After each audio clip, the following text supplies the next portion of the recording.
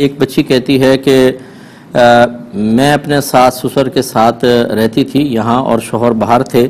اور انہوں نے وہاں پر دوسری شادی کر لی،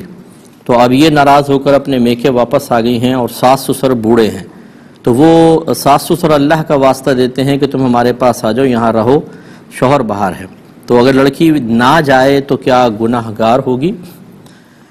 دیکھیں، بالکل گناہ گار نہیں ہوگی۔ اگر وہ اس کی دل آزاری ہوئی ہے، شوہر نے اس کا نفقہ نہیں دے رہا، اس کا خیال نہیں کرتا، جیسے اکثر ایسے ہوتا ہے کہ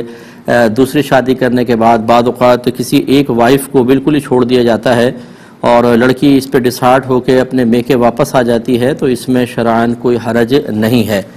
لڑکی پر ساس سسر کی براہ راست خدمت کرنا کوئی واجب نہیں ہوتا۔ اگر وہ ان کو ماں باپ سمجھ کے کرے گی تو بہت ہی اچھی بات ہے، اللہ اس کو اجر دے گا، اور خود اس کی جب بہویں آئیں گی تو انشاءاللہ اس طرز عمل کی برکات وہ خود اپنی آنکھوں سے دیکھے گی۔ لیکن یہ نہیں ہے کہ بیٹا تو دوسری شادی رچا کے وہاں آرام سے بیٹھ جائے اور یہ ساس سسر کی خدمت ہی کرتی رہے